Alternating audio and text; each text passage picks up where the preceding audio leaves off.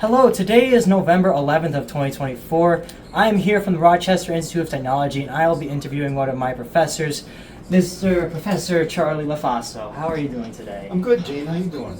I'm doing pretty well. I really appreciate you agreeing to do this. Yeah, my pleasure. Glad to help. Thank you. This is what we have to do for RIT 365. We gotta love that. Okay. So, first question I have for you is, why criminal justice out of anything? Why did you choose that path? Well, you mean to go back to graduate school for it? Yeah, generally. Well, because I had 17 years experience in law enforcement, and it just seemed like a natural fit. Already, I felt that after I learned the academic part, the research, and so on, that my practical experience would complement that. You know, I love history too. I thought about going to graduate school in history, but there's many more jobs in criminal justice, and it seems like a better fit for me. Right. I'm aware it can be a tough job to do Yeah. on the law enforcement, but you seem to have gone through it pretty well. Yeah, And I'm still here. That's all that matters. you're still here, yes. Very good point. So I want to ask you, after you retired from the line of duty, what made you want to become a professor and actually teach this to up-and-coming students? I had started teaching as an adjunct at a community college in about 2005, and I really enjoyed it.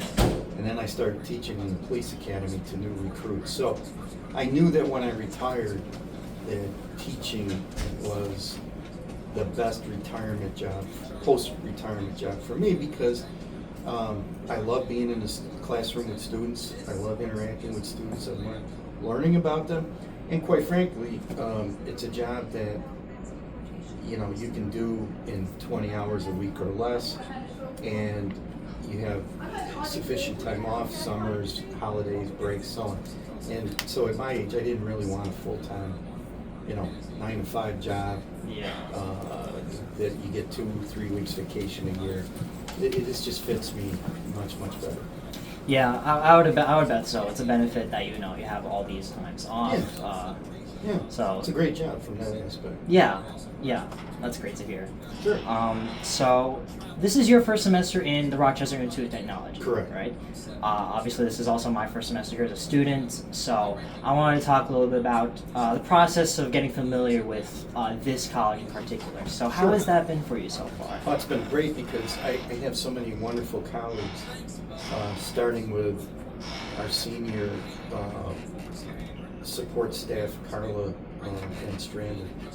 She's made everything so easy for me here. And then my other colleagues, anytime I need anything, they're more than willing to help, show me the ropes. So, it's mainly just getting used to RIT systems and so on. So, for example, this summer, I reached out to the Center for Teaching and Learning. They helped me get my course shell set up and help me get comfortable with my courses, which I had never used before. Mm-hmm. I'd always used Canvas. So, from that to being, they call it onboarding.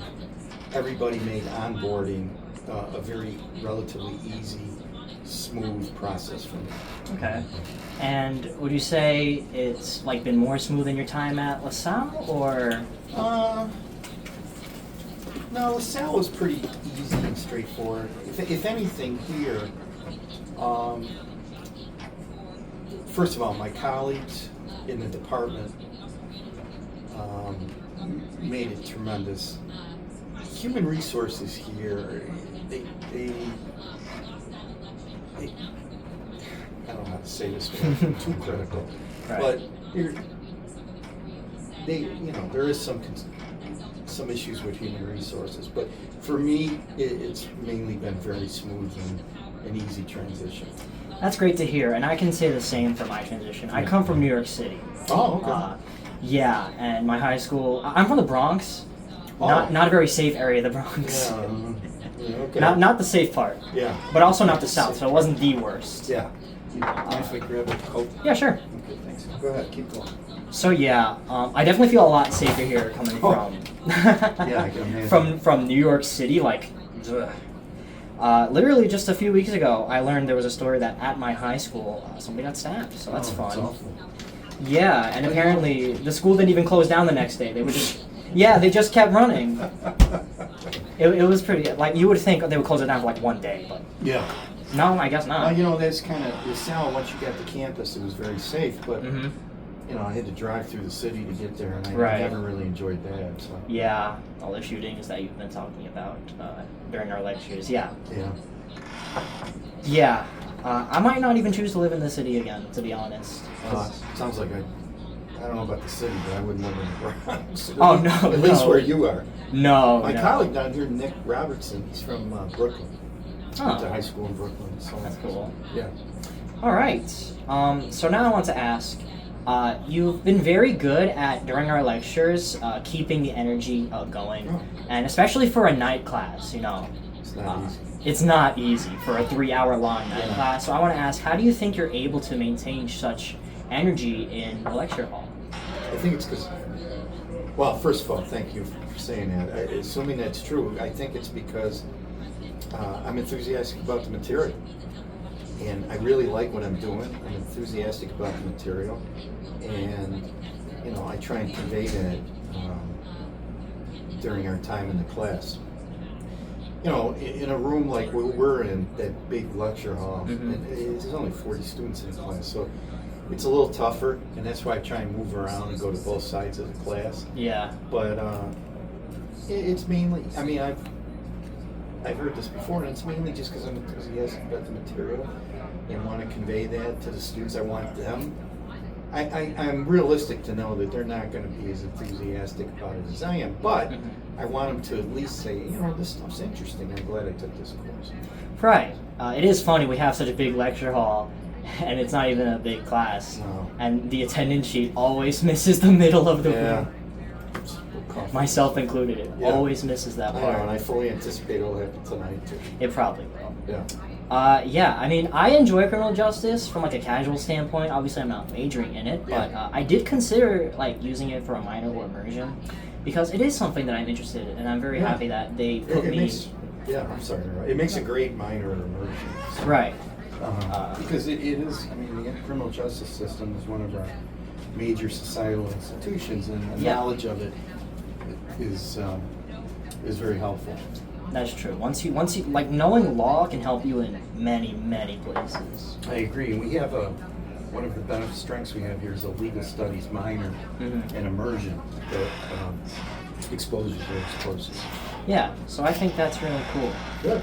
In relation to class energy, I want to ask, what would you think is one of your like weirdest or funniest or just most interesting interactions with a student, whether here or just overall during teaching? Weirdest or interesting? Yeah.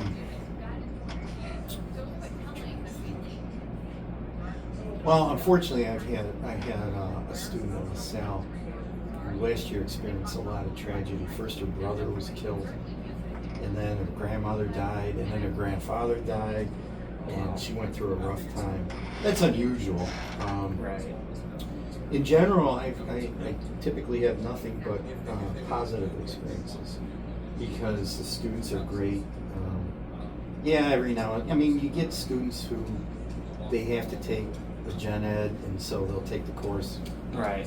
They're just, you know, they'd much rather take the stuff that they're interested in. But so you get some students that are disinterested. You know, they're playing on their computer or on their phone or whatever. But that's, you know, I'm not the police anymore, and it's their choice. So, Right. especially in a lecture hall like ours, I can't hold it out. Yeah. I know that. I mean, I just know that there's people I can walk and see them. They're doing something else, but that's their choice. So, Yeah. but then don't come to me when they're not doing as well. You know? I would know about that. I have environmental studies, and I'm one of those kids Yeah, well- who does that in that class. Cause Well, because you don't really want to be there, and that's No, one of the but- things with education is to get a well-rounded education. Sometimes you have to take things that you otherwise wouldn't take. Right. But for this class, I am honestly interested in it, so I definitely try to engage more. Good, So good. I'm very happy they put me in that one. Good. So you teach a number of different criminal courses, and you will continue to do so in the following semesters. Out of all of the courses you teach so far, what do you think is your favorite subject in criminal justice to teach? I would. It's probably the law courses, criminal law. In the spring, I'm teaching criminal courts, which I really like. I also like, I haven't taught it here yet, but I like criminology, the study of the causes of crime. I enjoy teaching that too. But I would have to say I enjoy the course you're taking, Intro 110, because you're able to have in class students who might not otherwise take criminal justice. In other words, freshmen or sophomores who need a gen ed, they're majoring maybe in computer science or engineering. Right. And so you get to expose them to these things. That's one of the reasons I'm enthusiastic. I want them to see. And every now and then, you know, it's kind of like a gateway or a recruiting class. Every now and then you'll find someone who says, man, this is really interesting. I think I will minor in this or get an immersion. Most people who come here for engineering or computer science are not going to all of a sudden say, you know, I'm going to switch my major to criminal justice. Some people find out that maybe they really didn't understand what being an engineer is, and they decide to. My wife was like that. She started in engineering, quickly found out that it wasn't her thing. So the opportunity to expose students to criminal justice is what makes 110 such a fun course to teach. That's great. I mean, I had a former interest in this sort of stuff, so I kind of had the advantage of like getting a class that I like off the bat. Yeah.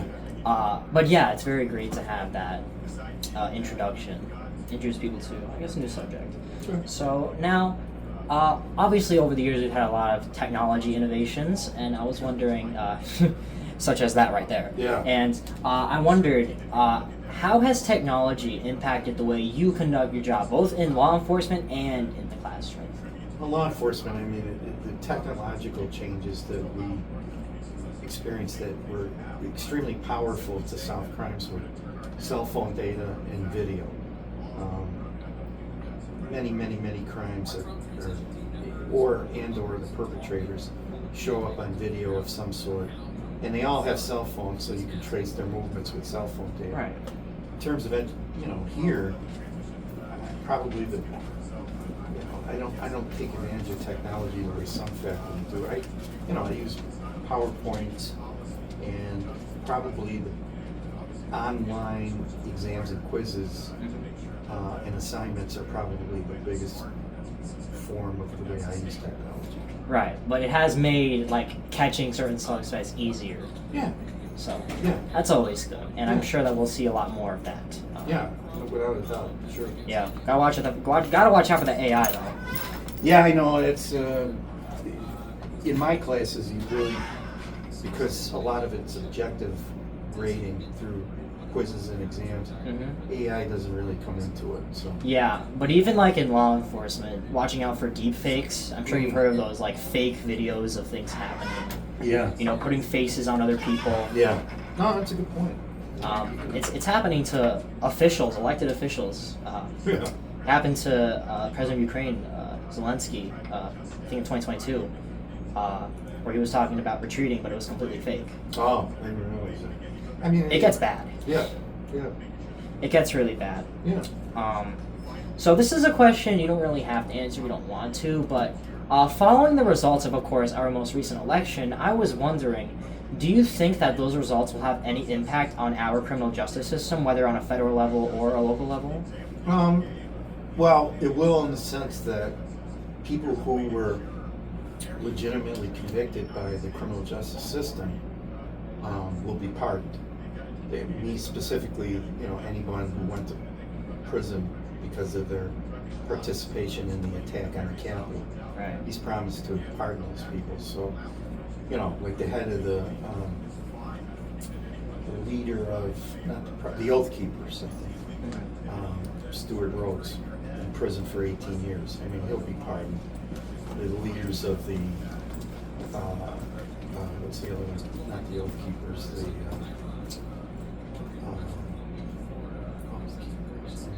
The Proud Boys, same thing. They'll be pardoned. Other than that, I don't think, in general, the day-to-day functioning of the criminal justice system.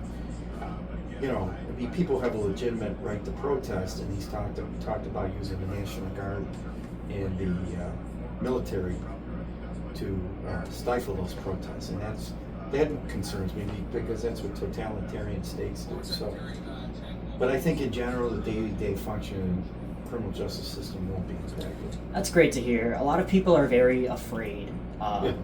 for different reasons. If of you're course. Hispanic and you might be here unlawfully, that's the guy that's going to come for you right there. So, Oh boy. Well, Steve Miller. So he's in charge now. yeah. Well, the good news for me is that I'm an American citizen. My mother is also an American citizen. So Good. We're good. You don't have anything to worry about. exactly. My mother was born in Puerto Rico, and Puerto Rico. If you're born in Puerto Rico, you're a U.S. citizen. Well, she's So- a U.S. citizen. Exactly. So thankfully, my family is safe. Good.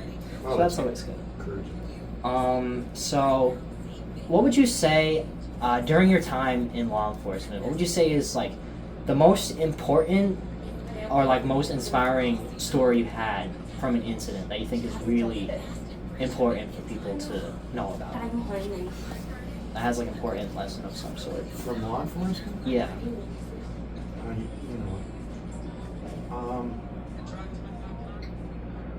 Just I guess it's inspiring to be, for me, in not inspiring, but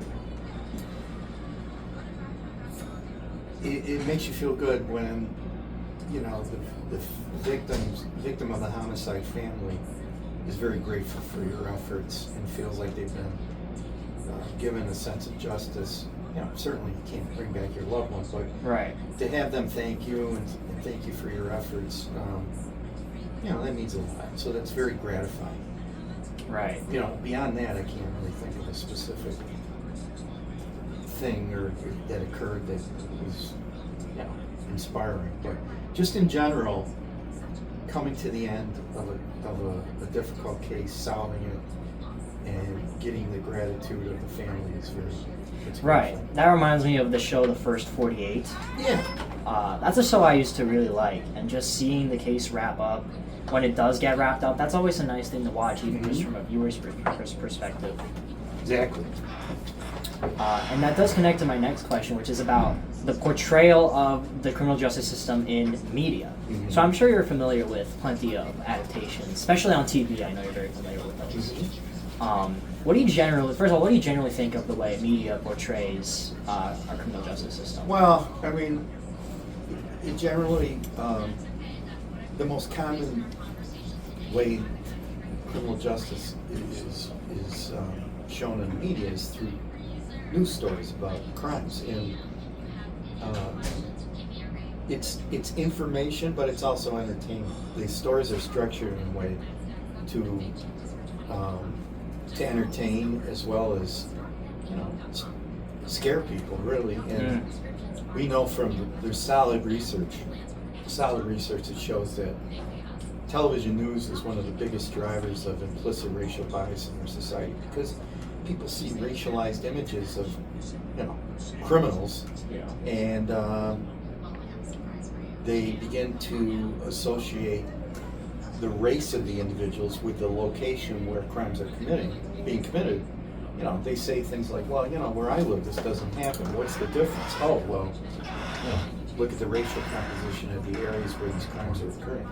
So they make the false, they conflate race with crime, when in reality there is no race there's absolutely no race that's prone to criminality or violence. It's the thing that television can't convey are the social forces that are operating in these poor neighborhoods that lead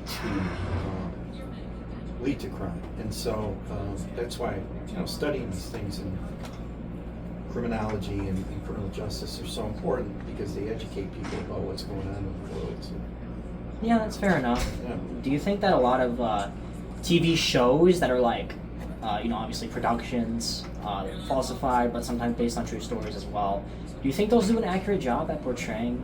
Well, your average TV show, fictional TV show does Yeah. not,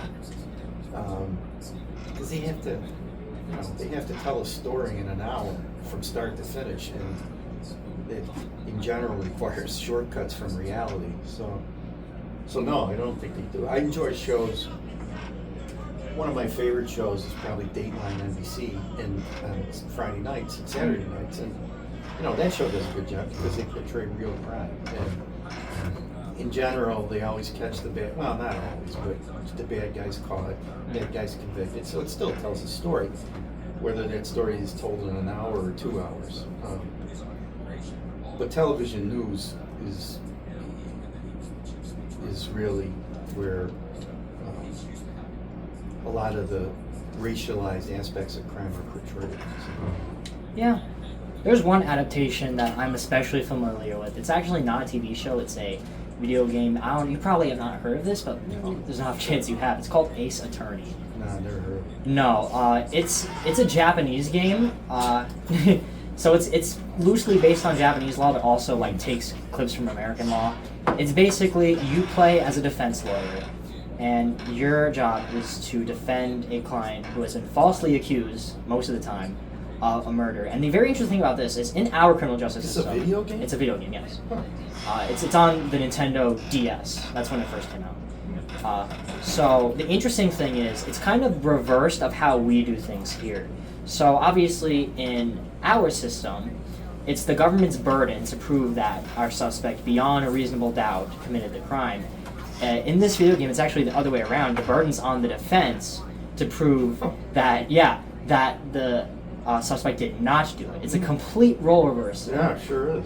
Okay. And Interesting. the prosecutor always has an advantage. No, they do even in our system too. So. Yeah, but especially in this system because in Japan, they don't have discovery. That's one of the big things. So surprise evidence comes in during the game. Well, then that's a game of gotcha. It's not. It's not a game of seeking justice. Then, in my view. It literally is gotcha. You press a button and you say objection. You haven't at least heard of that. Yeah. Oh. So. What else you got? Anything?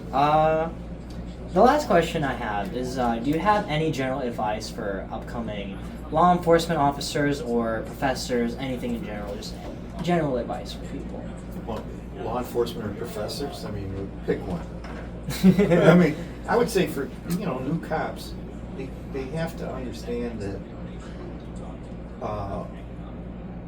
the stereotype of a tough crime fighter is no longer viable.